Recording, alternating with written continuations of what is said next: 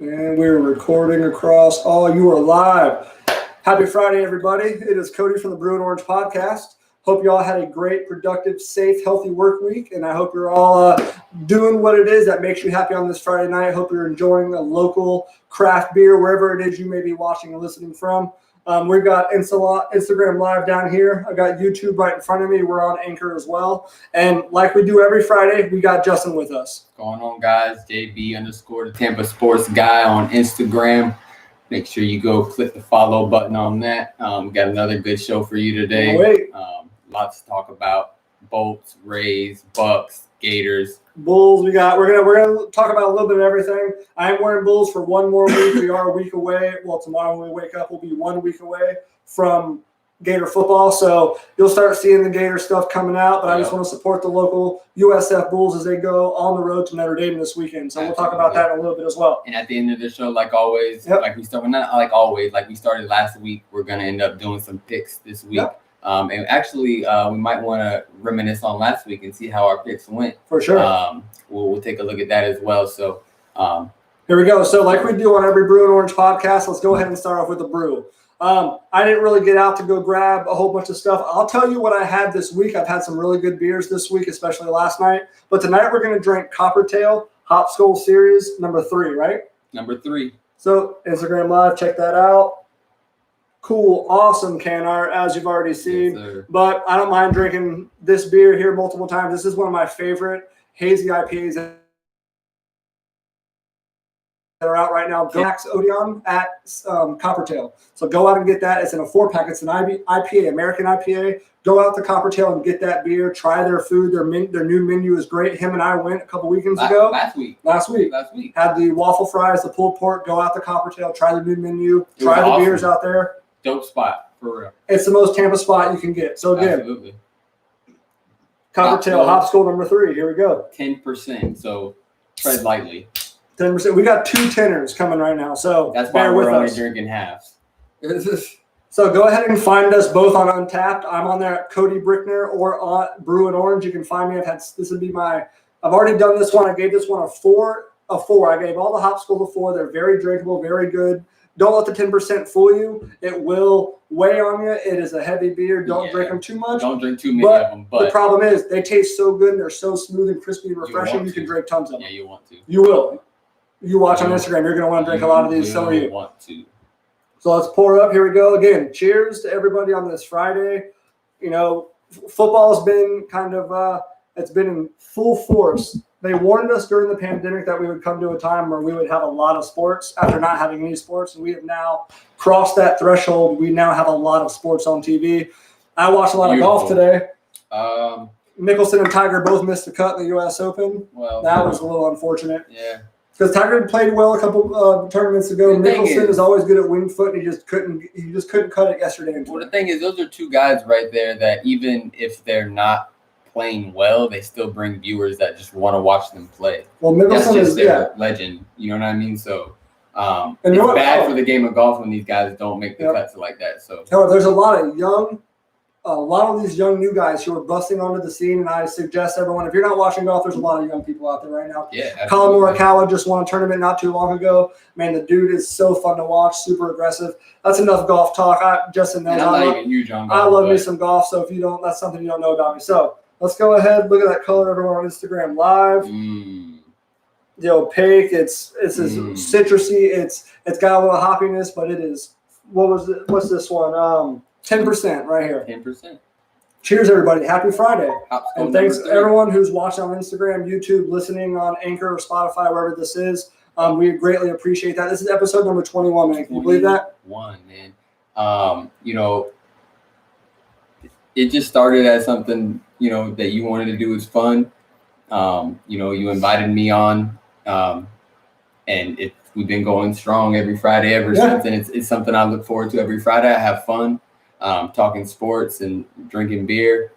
It's something I ended up loving to do. So, you know, we're going to keep going. As long as y'all will listen, as long as y'all have us. And even if you won't listen, I'm going to probably post anyways, and you can just skip right over it. But I love talking sports. I love drinking beer. Hit on it on accident. And shout out to all those who have made my previous interviews possible. So Michaela, Amanda, all of you out there who help me out. I greatly appreciate all that. We have some cool interviews coming up next week. Like I was saying last podcast, and I was telling Justin, Pick 6 previews will be on next week. They're going to give us an SEC kind of a roundup, just a prediction going on. Check them out on Twitter, Pick 6 previews.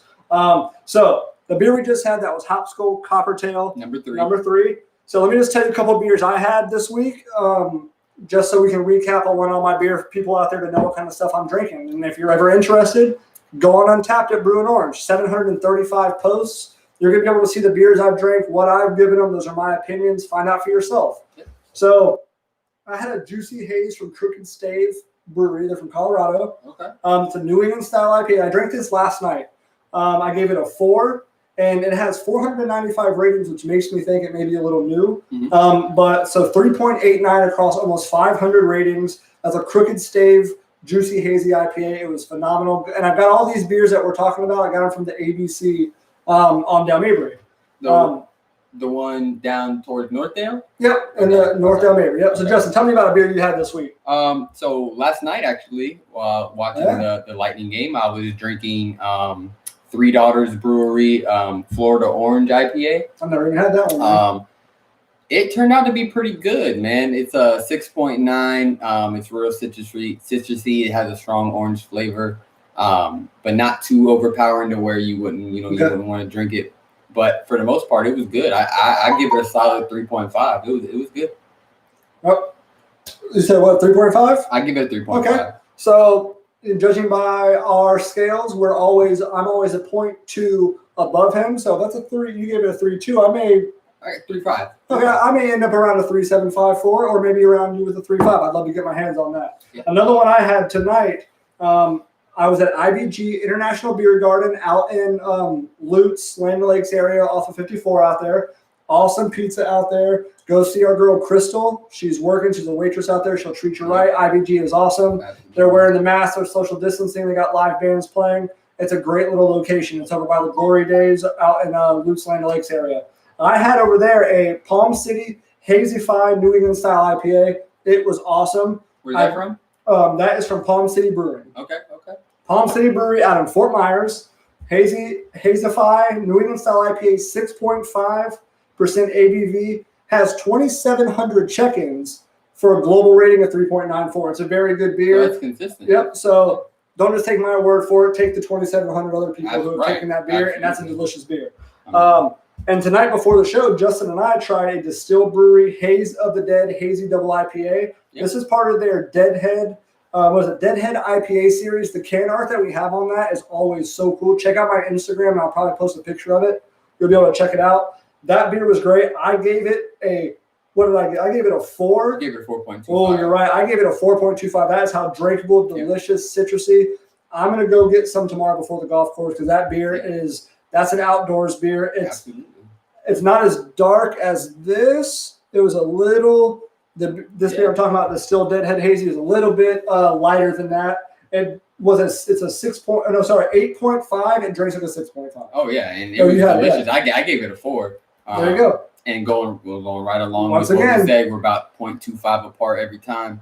But yeah, man, it was really good. I was surprised. It was an epic beer. Thank you for joining. If you're still on, thank you for coming on. No, man, how you doing? So those are the beers we have this week. Beer. Go out, support your local breweries. They're doing everything they can to stay open and to continue to serve us, continue to keep food on their table for their loved ones, and just doing the work. Hey, it helps us. We love to drink beer. They love to make it. So go out there and support them. Local restaurants, local breweries, you got to go out there and do it. Yeah. So let's move right on to the Gators. So we did the brew part. So one more time here. Cheers, man. Happy Friday, everybody watching. Instagram Live, YouTube, everyone listening. We appreciate it. Yeah, I hope everyone's going to have a good, safe weekend. The weather's going to be nice. If you're in the Tampa Bay area, this is our first quote-unquote cold front coming through. It ain't going to get cold, but it's going to be less humid, and it's going to be the 80s. It's going to be nice. So if you're listening from everywhere else, the 80s is nice to us down here in Tampa. We especially with the breeze. With the breeze, low humidity, give us that all day long. Yes, sir.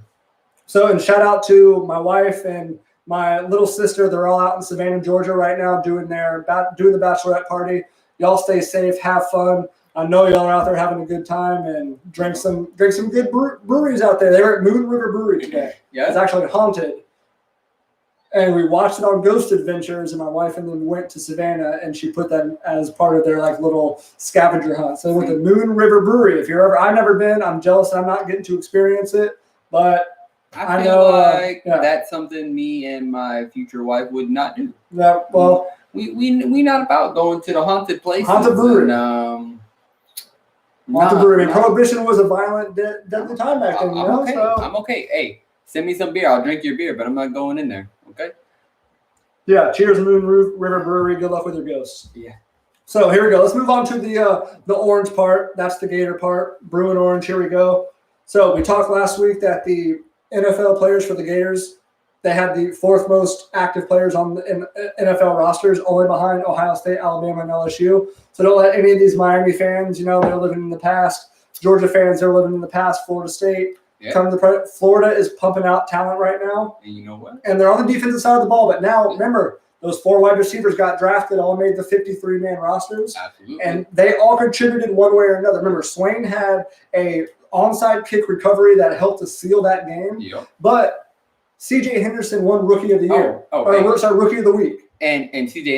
Henderson came out and played game 1 and let everybody know that he put you on notice. He's not the guy drafted a few years back that everybody thought was going to be so great, and he's not that tackle, guy. Okay, he's athletic. Yeah. 3 pass breakups, 1 interception, and 5 tackles. He's the real deal. And one of those pass breakups was the game-winning pass as time was getting ready to expire, breaking up a pass on first down. And he's the real deal. Bro, they wanted to get him and Minshew were pretty much the game winner. And this is a team that's supposed to be tanking. They're trying to lose. So according to the media.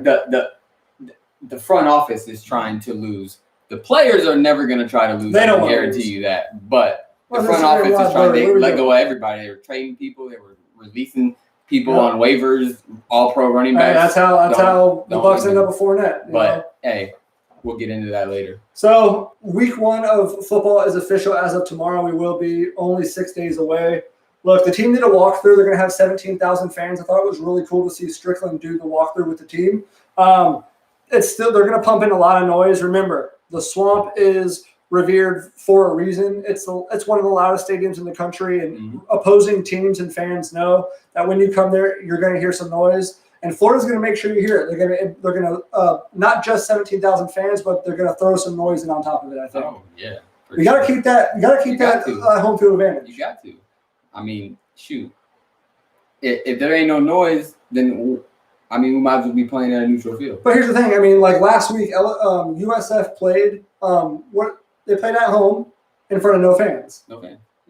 But they're going to go to Notre Dame this week and play in front of fans at Notre Dame. So it's like.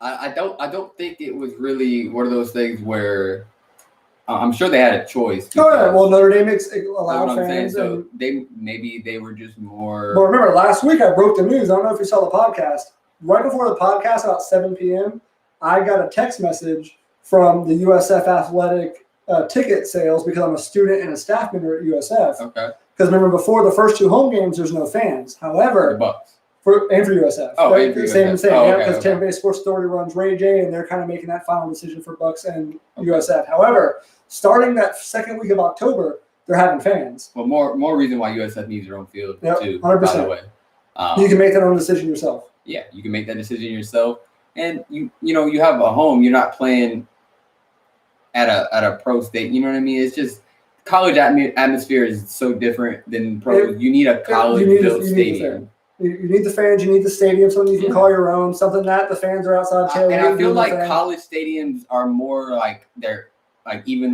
lower seats are closer. Like it feels like it's a much more intimate environment. Yeah, 100%. And they have to have their own field, man. They can't continue to play at Ray J. Yeah, and all you UCF fans who are trying me on Twitter this week, and also I need some followers on Twitter. Check me out on Twitter, Brewing Orange 1. Look, get my name out there because you're gonna see me everywhere. Look, UCF fans are trying me on Twitter. I don't want to hear it. You play in the AAC. You have an average strength of schedule of 59 every single year. Oh, you mean the University of Imaginary Trophies? You know they try to tell me they're like we're the only team in 3 years to begin the season in the state of Florida to begin the season ranked and end the season ranked. And I was like, you play in the AAC. Your success is a product of your environment. Right. You don't go. And they bumped their heads. In 2015, they won 0 games. They went 0-12. how quick we are to forget all those on Instagram Live. They have their imaginary national championship. So 2017. Okay. I told him, I was like, hey, congrats on the championship, though. It's okay. So look, you can count that if you want. 17,000 fans, be ready for the first home game against South Carolina. I think it's South Carolina, the second game of the season. Yeah, first home game, correct. But we're a week away. You saw Ole Miss release their icy blue, light blue jerseys. All that work to get beat by. I mean, they are dope, though. They are dope. We were talking earlier. We're Gator fans here. It ain't gonna help them win, but we thought the Ole Miss jerseys were nice, and we thought Georgia's uniforms. Georgia's jerseys are dope too, with that patch. So that patch, celebrating 40 years and no national championships, and like negative recruiting yourself. Am I right? Why are you setting yourself up for the jokes? That? This is 2020. You know you're gonna get mean. Like, come on, you got a patch that says celebrating national championship and its 40th anniversary. 40th. Florida can't celebrate that till like 2048. Why would you want to? We better have another national championship before that. Oh, we will. That's what I'm saying. Like, what? But just to have some ludicrous celebration, Florida could participate in a 40th anniversary until 2028. Imagine that? 2048, sorry. We won in 2008. Yeah, but we could participate in... We won SEC 36. Championships, remember that? 2036, right? Okay. 1996 we won? So, 96, 06, 08. So we could participate in from our first one. You mean cool. I'm just saying 40th anniversary period. Saying it's gonna. Georgia can't have a 40th anniversary. They can have that, but ours, we can have a few 40th. We have a few of those anniversaries. 36. So let's get going with some Gators. We're having a good time tonight. I appreciate everyone who's watching. We got one on YouTube there. We got one on the live. Who is that? Oh, we got Pat joined. Pat Daddy, thanks for joining us, man.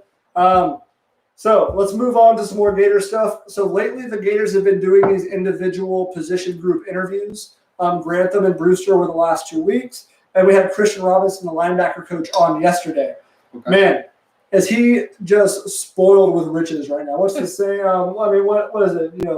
He's got Hopper, Diabate, Ventrell Miller, James Houston, Derek Wingo. He's got so many quality guys right now that he actually said that he is spoiled and blessed to have the room that he has right now, making his job so easy. But one of those guys who we're hoping to bring on, Jeremiah Williams from Auburn, Alabama, I believe it is. He's a 4-star defensive end, but he's lean enough to be able to bounce back and forth. He has the frame to put on some more weight. We may see him at linebacker. You may see him at buck. May see him at defensive end. He set his commitment date. He's going to commit in 3 weeks. Everyone's leaning Auburn, but it's simply because they extended the dead period now to January 1st. No recruiting until January 1st. So the signing period will be done. So right now, essentially what you have, if you can close up a few targets you're working on, what you're looking at in your 2020 class is almost damn near what you're about to finish with. So when does it stop where you can't recruit until then? January. You can't recruit again and have visits until 2021. Starting already. It already started. But they just kept extending the goalposts, pushing back the goalposts to 2021. So pretty much what we've done so far is what you have. Yeah, you're sitting at 7th in the nation right now. You have an 89.97 average. It's going to go up, I think, because there are a lot of these high school players that are playing ball, so they're going to be able to put some stuff on film. Yeah, maybe, but the Florida stigma where they always don't.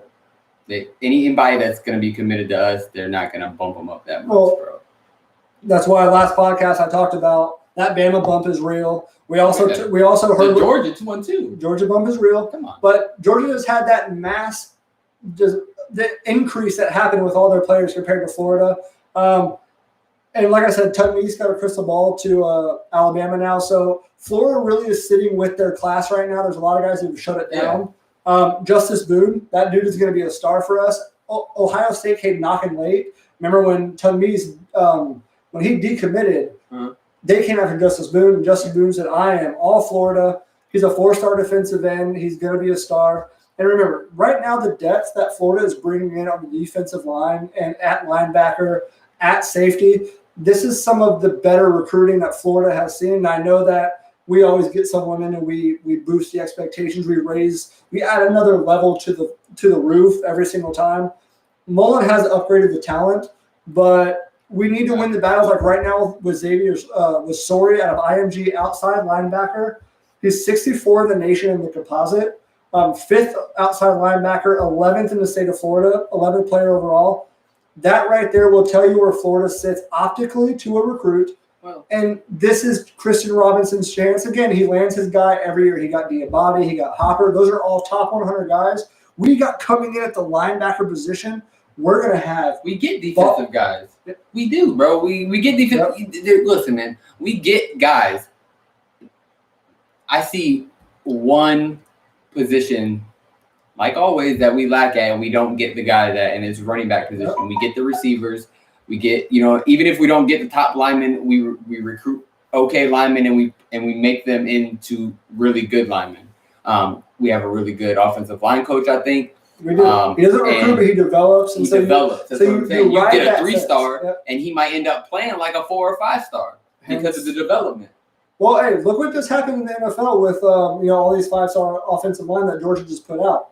Those guys aren't even playing on rosters. They got DUIs. Well, you know what I think about? I think it's funny about Georgia is they recruit very well, very, very well. And then later on, a couple years later, when these guys are in the transfer portal, I love when they say, "Oh, it's because they were getting beat out by a younger guy." Here. Every single time, bro. LSU average. What is that? LSU average 2-spot movement every National Signing Day since 2016. So, Pat, I didn't look at it, but so what he's talking about is kind of a little different from what we're talking about. LSU is recruiting very, very well, and they're going to continue to. Their success, it is contagious.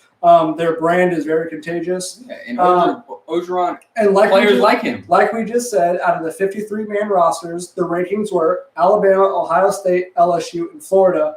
And if you want to continue that sort of trend, which I guess because of how well already those wide receivers did last year, 1 year under Mullen and Billy G, I think we're going to see that trend continue. That number of 53 active men is going to go up. LSU is another guy. You have to watch those teams. Yeah. However, LSU is going to benefit from winning a national championship this year. Of course, you have. If winning a national championship doesn't benefit you in the recruiting, then. So here's another thing I was thinking about. This is actually very different for LSU. LSU won a national championship preceding a pandemic that no one saw coming, that impacted their opt-outs, their NFL draft status. They're going to struggle this year, man. I think so. They're going to struggle this year. Pat, I want to have you on next week. Everyone, I'm talking to my buddy Pat Simmons here. He's on the Instagram Live. I want to have him on. He's a diehard, to the bone, bleeds purple and gold. I want to have him on next week. We'll have him call in, and I'll get his assessment on this LSU season, because they are someone on Florida's roster who, hey, I think Florida will be favored at that game because they are at home, and it's all going to depend on how it's looking up to that game. Well, see, that's what I was going to say. I think it depends on how both teams do leading up to that game, because depending on what happens leading up to that game, either team could be favored. Is it after or before the Georgia game? Oh, it's before. It's before? Okay, so we could very easily be undefeated going into that game, as could LSU, depending on, what their schedule looks like. I haven't looked at their schedule, but anytime we play LSU, regardless of the rankings, man, it's always the dogfight. It's always the dogfight. Oh. So, I look forward to those games every year. The memories of watching the LSU Florida game every single year, that's right up there. I mean, so I think we have so many rivalries. It's ridiculous. So what I said last podcast, college football is fun and all right now. This is JV stuff. College the season. Football? College football. You mean pro football? College football don't start till the 26th. I know, but what you're saying is, you're talking about the game that. Okay, college I'm sorry. Fun I misunderstood. Right, college football is fun. It's a placeholder right now because I'm sorry. The ACC, the Big 12, your games aren't getting it done, man. Wait until you have Florida, LSU, Florida, Texas A&M. Florida Ole Miss is better than any game that has been on the TV so far. Tell me. Who predicted FSU would lose last week? This guy. How much did I say they would lose by? How much did they? No, you said they would win. How much did I say they would lose by? Remind me. 3. You did. Now, I did say that Georgia Tech would kick a late field goal to win it, but they still won by 3. So let's skip around. Let's go. Let's start like an early prediction real quick just because we're talking about them. So who's going to win the UCF Georgia Tech game this weekend? Who you got?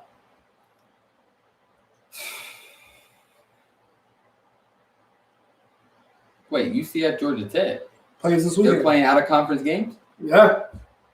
I thought we were. No, UCF and Georgia Tech out of conference. Okay.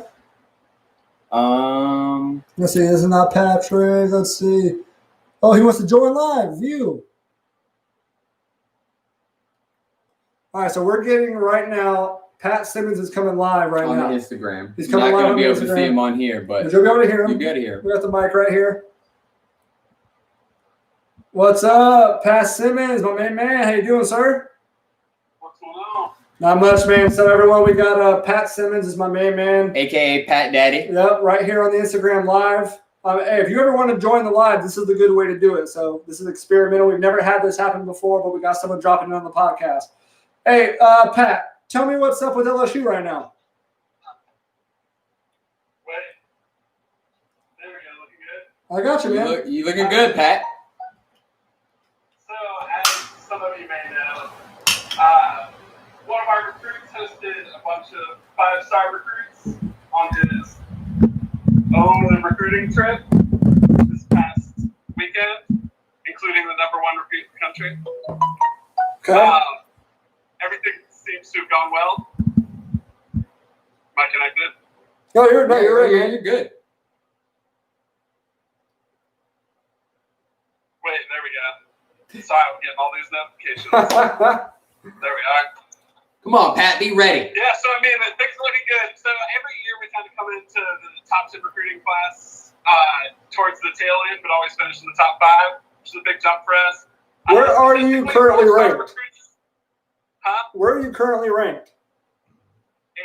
8. 8th, okay, right behind Florida. But I bet you your average, though, and I know every Florida fan hates this, It's higher. is higher than Florida, and you probably only have, what, Probably have- 18, 19 recruits? Yeah, probably. Yeah, so most are 4-star. There's only 1 5-star. Yeah, that's all right. Committed. Yeah, but that can change. So- That can change. A little bit ago, Pat But texted. statistically, 4-star recruits actually work out better. Yeah, those are the guys you want. You want those high top 100 4-star guys. Hold on. Okay, what's that number on that? So you said statistically, is there an actual number on that, or is it just they work out better? Well, it's literally sheer volume because there's usually going to only be like 25 of the top Right. 200 people. 20. in the There's country 28 to 35 5-stars. 5-stars every week. Every year. Exactly, and then you're going to end up with like over 100 4-stars. So yeah, So okay. those are the ones to come through, and then you see the exceptions of like your 2-star and 3-star work out. But most of the time, when you look at your top 10 draft picks, you're going to end up with 2 or 3 5-star recruits, and then the other's going to be 4-star or less. Right. Okay. No, you're for I like sure. that. Yeah. Okay.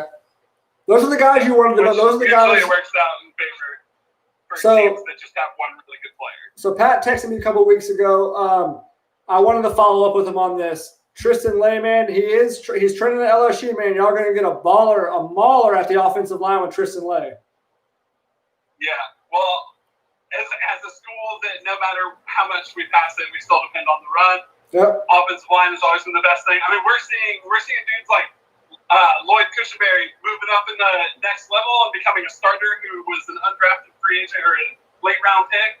So there's a lot of talent on that LSU line, but they're the ones who have to protect the people who are running the ball. This last year was literally the only exception we've ever had where the shining light on our team was a quarterback and not a running back. So Pat, I want to ask you something, man. Realistically, what do you expect LSU to look like this year? I mean, I got to say, going into last year, I didn't think we were going to end up with a national championship. But you don't have Joe Burrow or Joe Brady.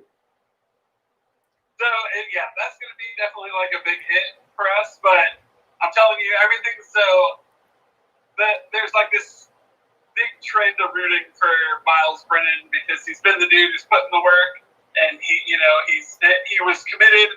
He had a ton of offers, coming out. So he was someone who stuck with LSU, even though he could have gone to Alabama. He could have been challenged into it every year for that starting position, but he ended up committing to LSU, and then he got overlooked by Burrow. We saw how that ended up working out, so no one's complaining.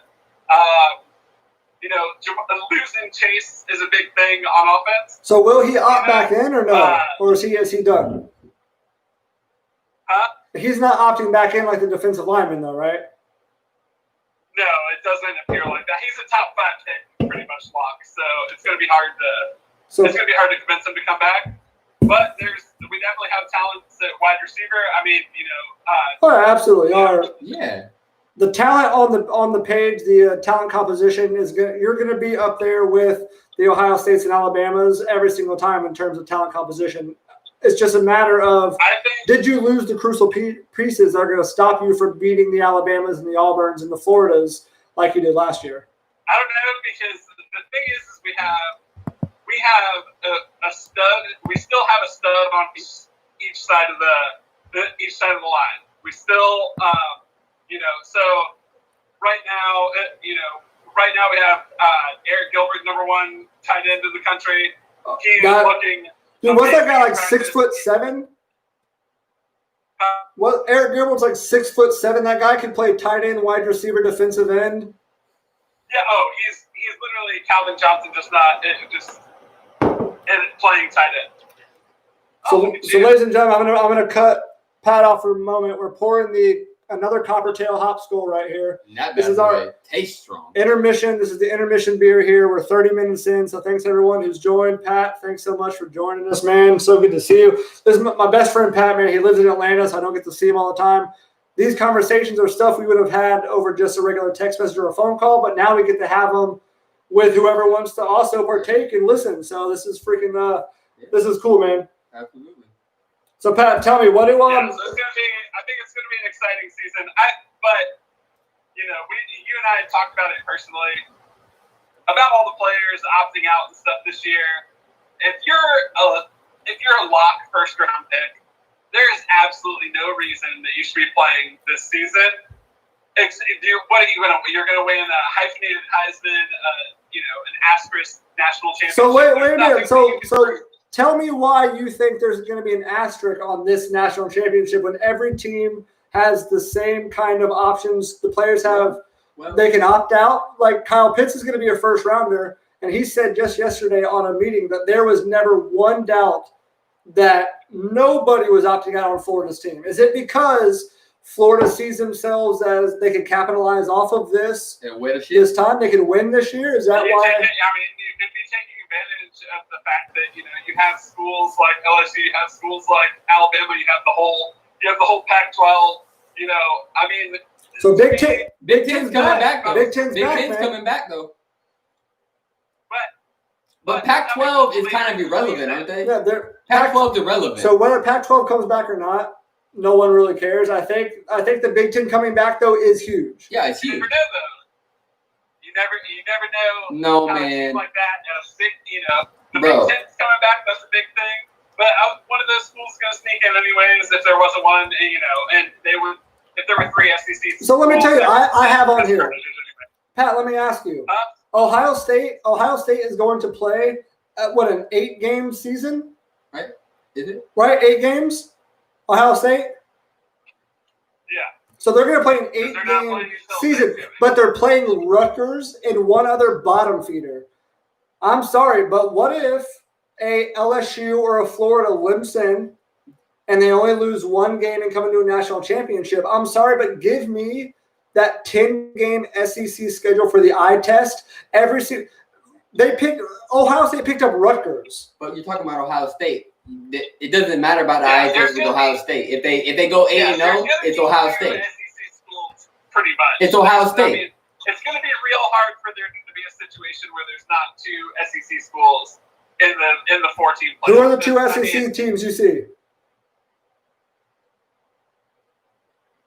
I mean, I would say depending on how Alabama LSU goes, I mean, I say there's a strong chance that it's LSU Georgia. Ooh. Depending on how Florida Georgia goes, though, as well, right? So then you're giving Georgia the win over Florida, then? Is that what you're doing? You never know. With Dewan Mathis. I mean, what did we lose by last year? 7? 7 points. I mean, they have Dewan Mathis coming in at quarterback. He just got named starter, Dewan Mathis. But they do have jerseys with dog collars. Those are. Oh, they also got the 40th anniversary pack. You see that? Trolling themselves. 40th anniversary of their national championship. Yeah. I mean, so Pat, go ahead. Do you see the LSU Florida matchup as being a top 10 matchup this year? Oh, 100%. Okay. It would take. I mean, a major slip up from either you guys or us for it to happen, or an over expectation of what I think could happen. I think that I think the thing is that we've always had a team that if we threw, we had Jarvis Landry, Odell Beckham, it was Zach Mettenberger, and Jeremy Hill. At the same time, right? At the same time. Every single time we ran the ball. And we had 2 wide receivers that were easy first-round picks, and Jarvis Landry slipped into the second. He was a first, and so we didn't take advantage of that, and now we end up in a situation where you have something where Jefferson proved that he's a first-round pick, Chase is a first-round pick. So Lindsay, thank you for joining. Situation for throwing the ball, and we're there. Yeah. So I don't see. There have been years where we've made it further with a lot more doubt. Okay. All right, so Pat, I pulled up LSU's schedule here. Look, you've got a pretty. This is a pretty tough schedule here. What's your prediction here? You go LSU, Florida, South Carolina, Auburn, Bama, all in a row. No, you're talking. You go this way. Yeah. So they go Missouri, Florida, South Carolina, Auburn, and then Bama. What do you think about who is the 2 new teams you picked up? And they also get Texas A&M too. Is that P? Yes.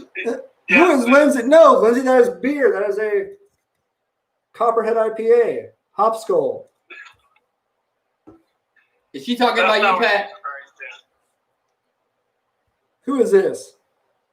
Anyways, Pat, look. What is your realistic predictions for LSU this year after losing your passing coordinator, your Heisman Trophy winning quarterback, your Blitnikoff wide receiver? What's the realistic expectation here, man? National championship or bust. Stop it! You can't say that. Because you never know. All it takes is beating you and beating Bama. Okay. So you're going to beat Auburn with Bo Nix. You're going to beat Alabama, probably with Bryce Young by the end of the season. Then you have Texas A&M. I think you actually. So who are the 2 new teams you added? I forgot. Missouri and Vanderbilt. Okay. Oh. Just give you I had a tough schedule. Good. God, those 2 teams you added are God, man. So I'll tell you right now, the only reason that happened. How many times have you guys lost to Missouri in the past 5 years? Too many times. I think twice. That's not important, Pat. We're That's not important. We're not on trial here. You are. You are. Yeah. Okay. Yeah, we play Alabama and Auburn every year. Yeah. So you guys play. We play Georgia and you every year. We play Georgia. Not every Not year. this year. We don't play Georgia. We play Georgia. Not every year. Yeah, we do. We play Georgia every year for the past 3 years. Do you play them this year? And beat them by 20 points. Do you play them this year? Yeah, we played them last year. Do you play them this year? No, we don't play them this year. So you don't play them every year like we play you and Georgia every year. So let's compare that. You've got Florida. So right now, in terms of ranked teams, you got Florida, Auburn, Alabama, and A&M. And who does Florida have on that deal? They've got Georgia, LSU, and A&M. Okay. Oh wow! It seems like we're still playing more than you. Yeah. And Kentucky too. They're 23. Oh, Kentucky's ranked. We're calling it. Kentucky's ranked, bro. Don't start. Haven't you heard? This is the best. 12 teams playing. You're taking 12 teams out of this, so Kentucky made it into the top. Wrong. Oregon's the only team that be in there, so they beat 24. Sports balls. Y'all have a good night. Thank you, Lindsay, for joining us for even a brief moment. Sports balls? Next time, join us early, and you'll be able to see the beer content. So, Pat, tell me what kind of beers you're drinking tonight. What are you drinking on? I'm drinking a peach dreamsicle. This is shameless self-promotion kind of thing. Okay. I do work for Terrapin. Terrapin. This is a cream IPA. Do you only drink Terrapin, Pat? No. No, not at all. I actually, right here.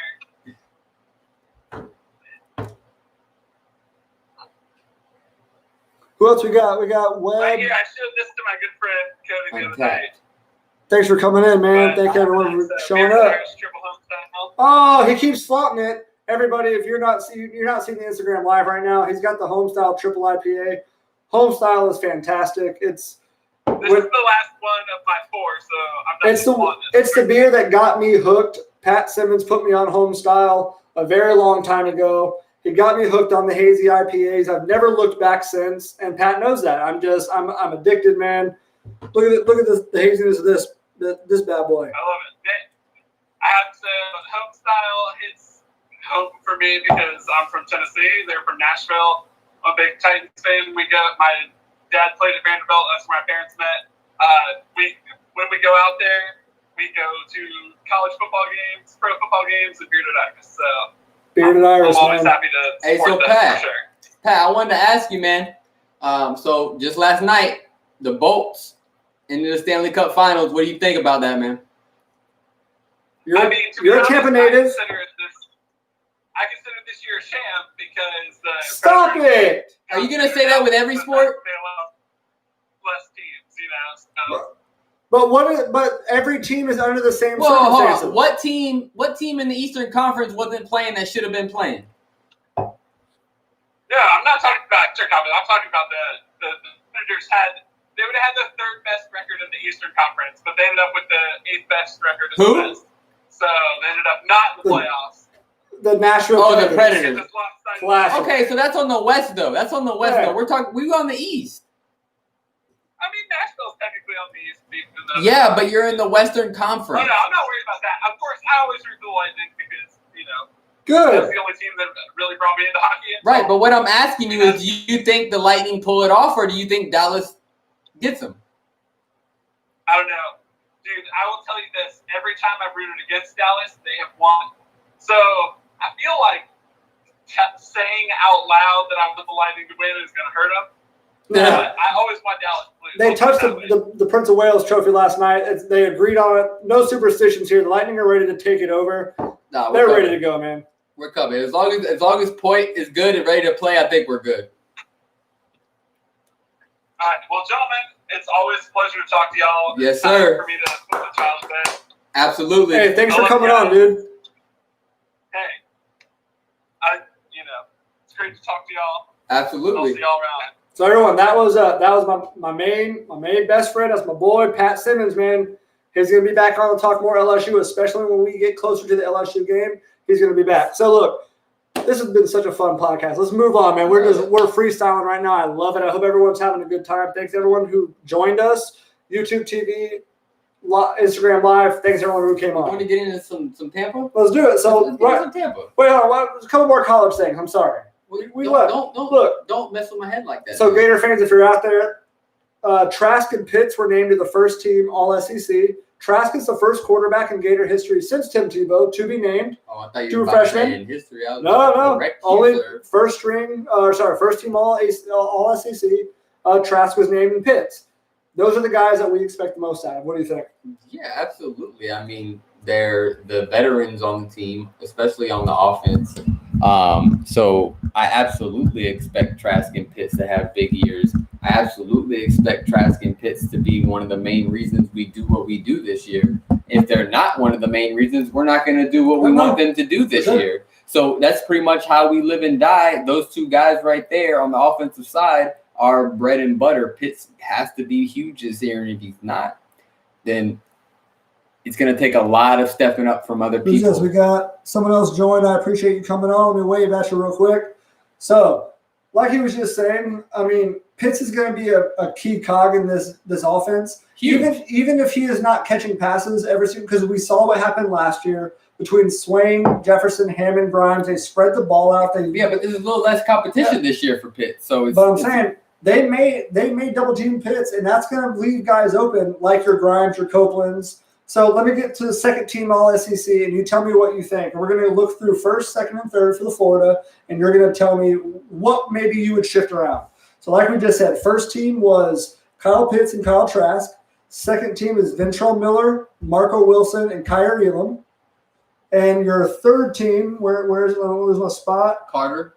Zach Carter, McPherson, and who's the third? Tony. And Kadarius Toney. So what do you think about that? I feel like there's some shuffling you could probably do there. Yeah, I like.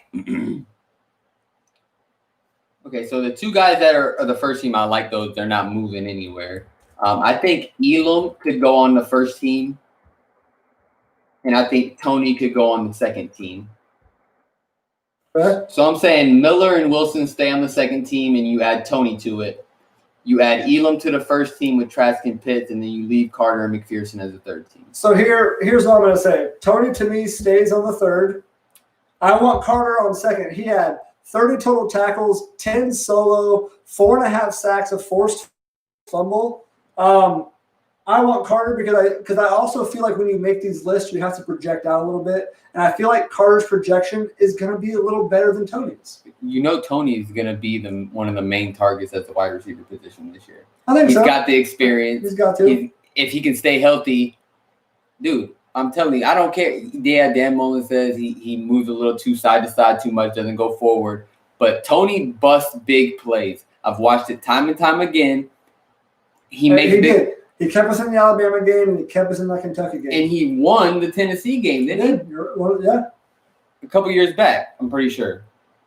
Not positive, but I'm pretty sure. I agree with what you're saying. Every time he touches the ball, he's absolutely a scoring threat. He can take a screen pass from behind the line and turn it into a 20. Because last year when he got hurt, we were asking each other if that hurt us so bad that we weren't going to be able to get to where we wanted to be. Yeah. And it kind of did. I think if we had Tony last year, at least one of those games we lost, we would have won. Okay. That's true because he really didn't produce that much in the Georgia game or the LSU game, and those are our 2 losses. He didn't produce much because he didn't play. Man, we are really going to, I'm telling you, who else is this? Worldwide, thanks for joining, getting waved at. Everyone who joins on Instagram Live, we appreciate it. Watching us live on YouTube, we appreciate that. And listening on your favorite podcast platform, that's freaking awesome. Absolutely. Happy Friday to everybody. And one of the best things about this Friday is waking up knowing that the Lightning have advanced to the Stanley Cup final. It's a beautiful thing. Beautiful thing. Listen, last night was much of a must-win 100%. as you could come to because 100%. You don't want to let a team take you to Game 7 after you're up 3-1. So the Lightning came out.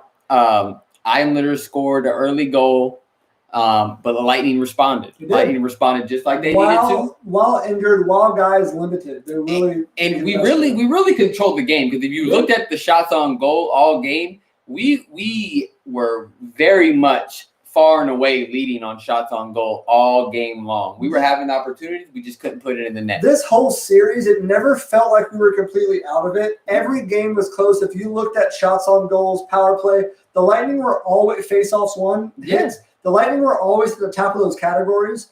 You just never know how it's going to translate into pucks in the back of the net, and that's because both goalies actually played really well. And you want to know the factor, bro? The 2 games we lost, Point didn't play.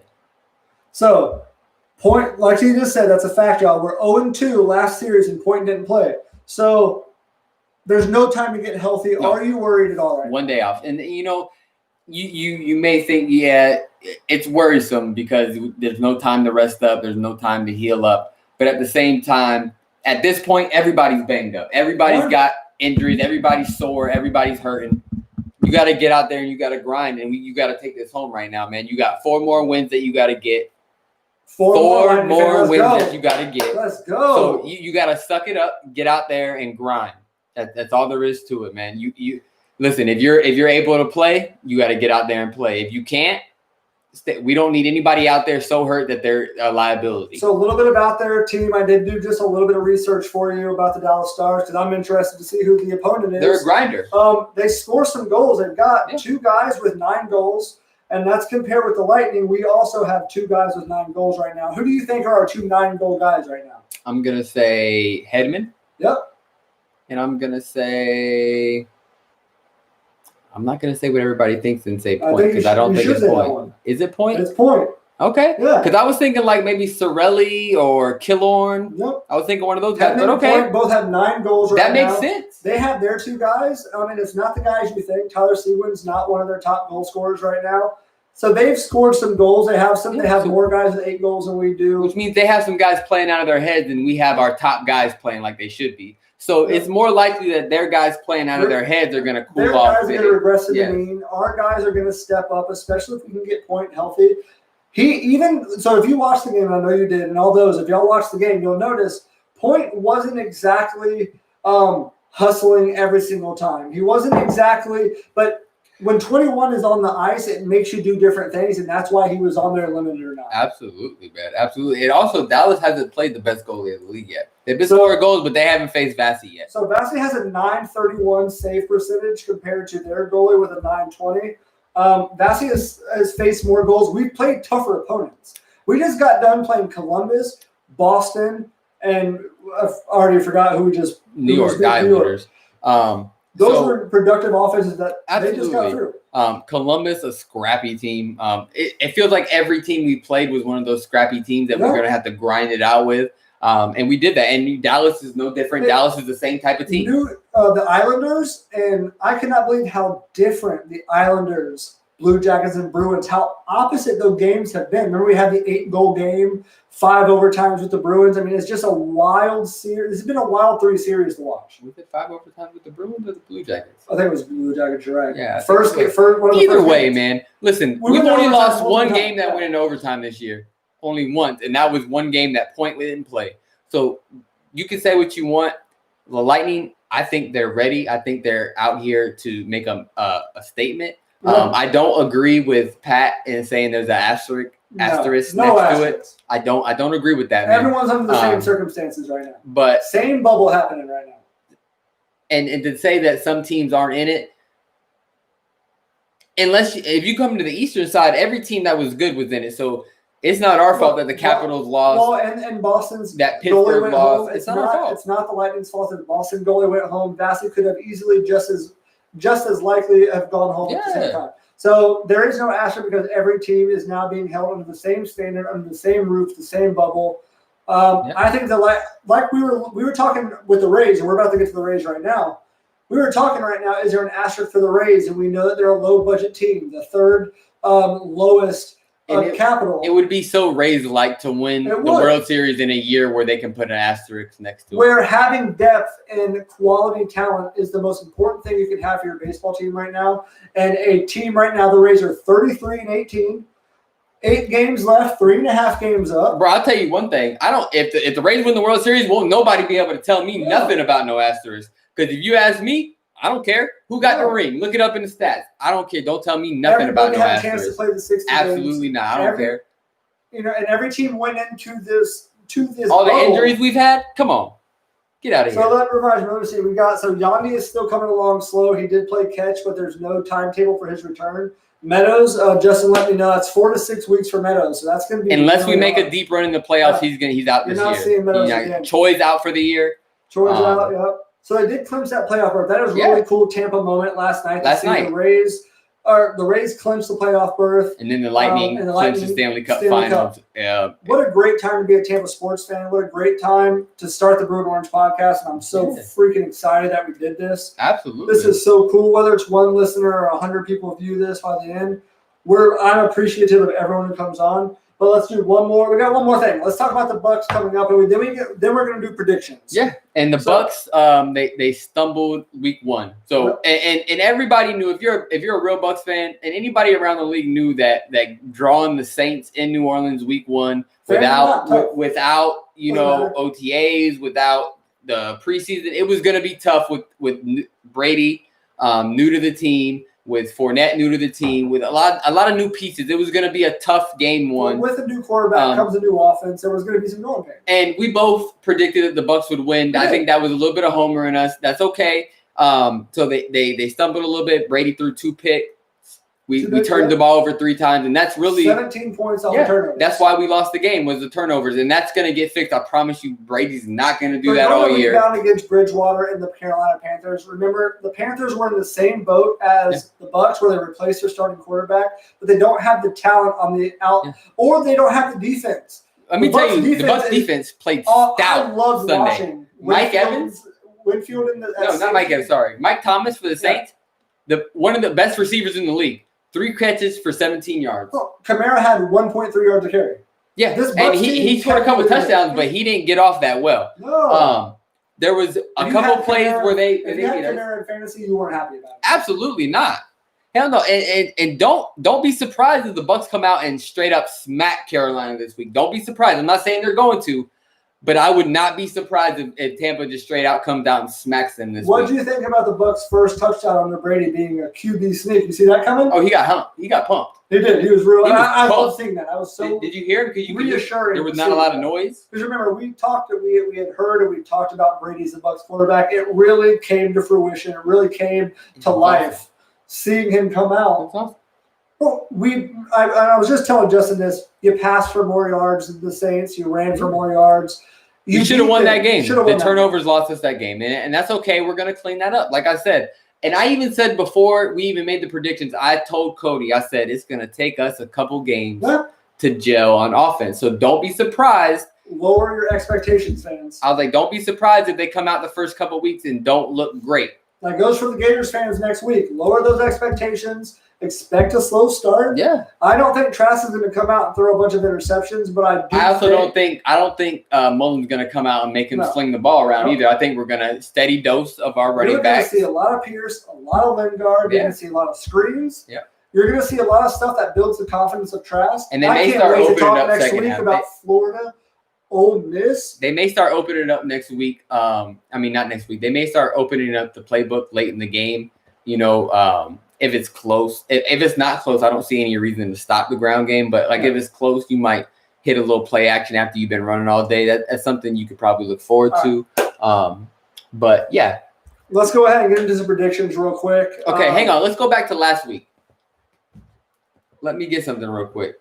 So I want to go over the picks that we made last week and see where we were at. So give me 1 second while I bring something up. Instagram Live, everyone. Thank you for coming on. We appreciate that. So the first game we picked was Florida State, Georgia Tech, obviously. Yep. You picked Florida State. I picked Georgia Tech. Georgia Tech ended up winning the game, which is hilarious, just so you know. If your team's not playing, you get to watch your rival's team lose. What a great day. Oh, absolutely. And James Coleman, thank you again for coming on my podcast. Talking about what it was like to play for Florida State. He is very knowledgeable, insightful. Check him out, James Coleman. Big James on my Twitter. You can find him on there. But go check him out. So then we also picked the Seahawks-Falcons game. You remember who you picked? Oh, Seahawks for sure. For sure. Because remember, everyone, I'm on another pool, so I'm going to keep my picks consistent. And we didn't write them down last week, but I'm going to write down our picks this week. That way we can go back and see exactly what happened. I picked the Seahawks, too, in that game. We also picked the Packers-Vikings. You remember who you had the Packers? Yep. I believe I picked the Packers, too. So we both were right on that game. So far, I'm 3-0. So far, you're 2-1. After that game, we picked Cowboys-Rams.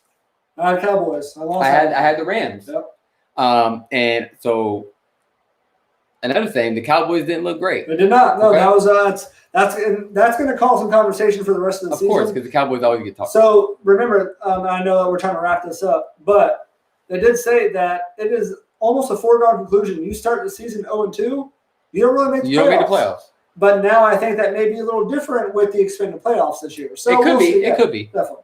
So the next game after that, so I'm 4-0. You're 2-2. 2-2.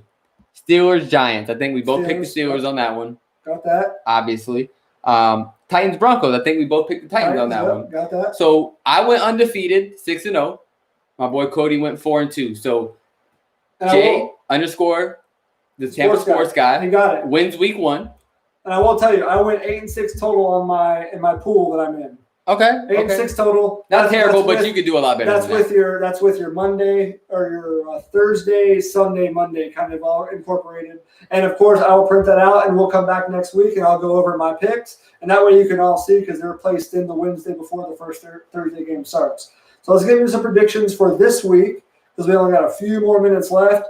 Again, thanks to everybody who came out on the Instagram live, and we only got 25 minutes left of Instagram live for the kick us off here. I guess we have extended that 20 seconds left. All right. So first game that we're going to pick is the Panthers-Bucs. I'm going to go Bucs. What's the over and under here? The over under Tampa 8.5. Tampa by 8.5. I say Tampa wins by 10. Okay, so let's go. I think they're going to score. And I think they're going to give up some points. So let's go 34-24. I'm going to go Bucs. Okay, I'm going to go Bucs also, and I'm going to go Bucs 24-17. Okay. Next game we're gonna pick. This looks like a good game. Falcons Cowboys. Falcons Cowboys. You know what?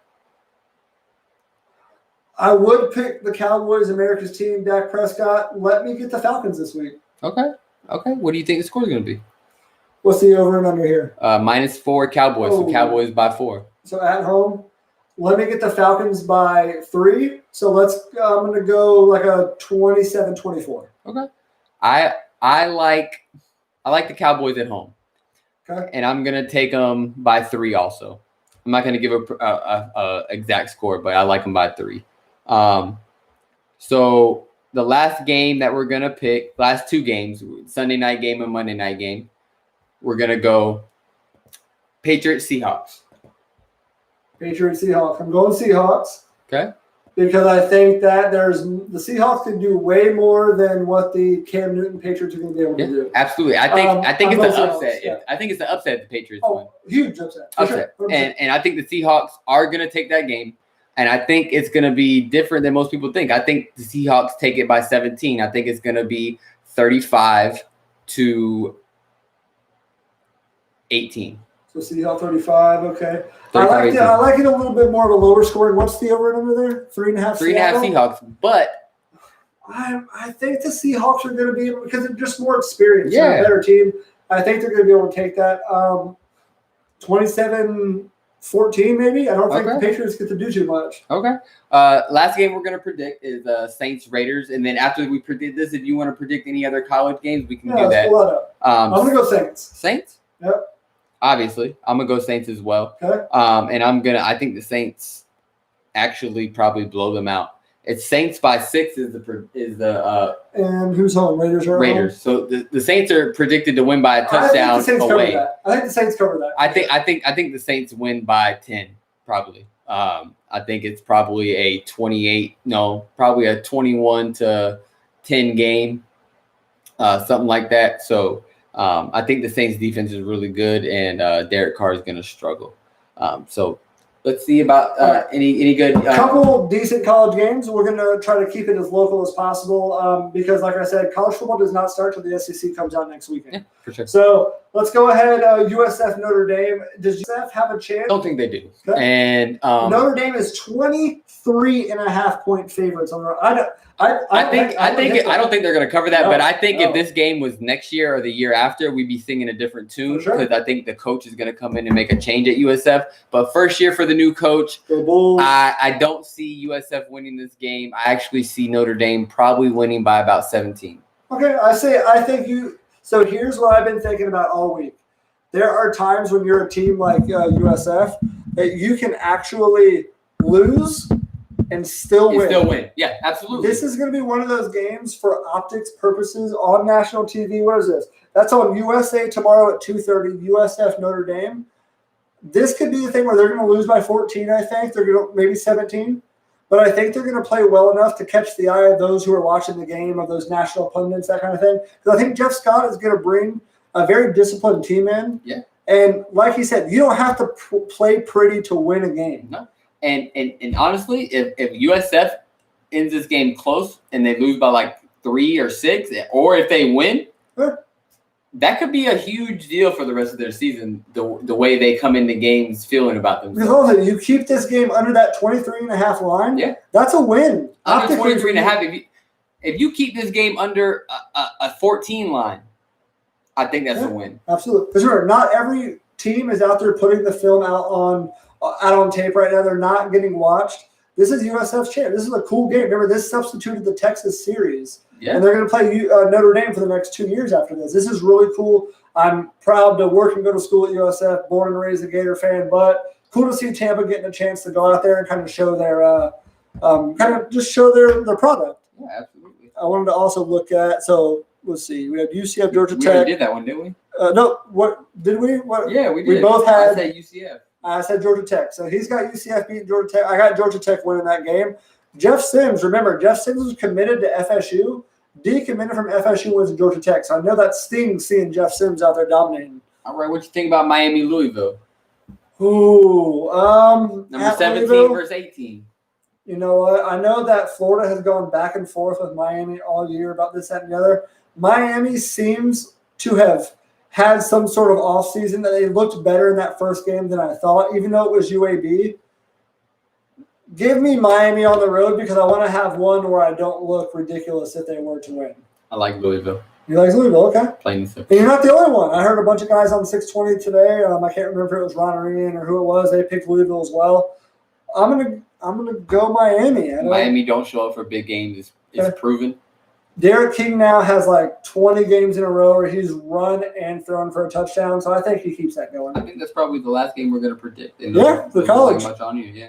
So like I said, next week we'll have more next week in college. Oh boy, we got the real, and we're gonna have pick six previews going over those matchups. Thank you everybody again for coming on. I want to get into real quick. I just want to give you a breakdown for the Bucs this weekend. Godwin is doubtful in concussion protocol. Mike Evans is probably going to be another game time decision. If he plays, he's going to be limited. Like we said, it's Miller time. It's Miller time. Expect to see a lot of Scotty Miller. He had Scotty Miller. Had 5 catches for 73 yards last week. He's going to double that. Yeah, absolutely. He's going to have at least 10 catches. Expect Gronk and OJ and maybe even Brake to have really good games too, because we're going to need production from everybody. And Carolina's run defense is not very good, so expect Rojo and Fournette to be able to get off as well. It's going to be interesting to see. I just wanted to get into that a little bit just to let you know that Godwin is under that concussion protocol. Doubtful. That hurts a little bit. Expect to see Godwin none, if at all. I don't think he's going to play at all. And Evans is going to be limited, like we saw. He was definitely hampered by that hamstring last game. He was, but at the same time, he only had the 1 catch for a touchdown, but he had 2 pass interferences that probably would have gave him over 100 yards. So if not for the pass interferences, he probably has 3 catches over 100 yards and a touchdown. So I think, how many touchdowns do you think Scotty Miller gets this week? Over and under 1.5. So you go 2 or you go less. What do you got? I say he gets 1 this week. I'm going to go he goes less because I think he gets 1, and I think OJ gets 2, and I think Gronk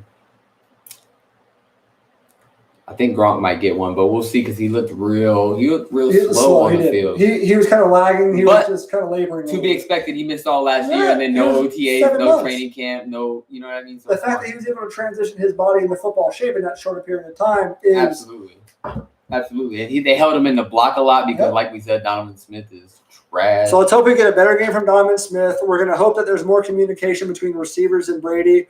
Even though Godwin and Evans may be limited to not making an appearance at all, who knows? You never know what doubtful really means, that kind of thing. This is the good part of having the weapons that we have, because even with that, we could still win this game, and nobody doubts that. You got that wide receiver from Minnesota. You got Fournette and Rojo back there, which both had, I think, they have explosive potential. Both guys. And honestly, Rojo looked better than Fournette last week. So, he was really quick. And that could have been a lot to do with Fournette coming in so late. That could have been a lot. Who knows what that was, but Rojo looked better. That's all I have to say. So who has more touchdowns on Saturday, Rojo or Fournette?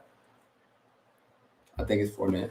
Fournette, maybe get the extra. I think they're going to give him a couple more carries than they gave him last time. I think the Panthers are more. What about the screen? Maybe the catch out of the backfield. Well, I think the Panthers are more vulnerable up the middle, and Fournette. That's kind of Fournette's game, is running up the middle and into the creases and just hard nosed running. And Rojo's more the outside guy. Fournette's more the inside guy. Although Fournette can do the outside too. So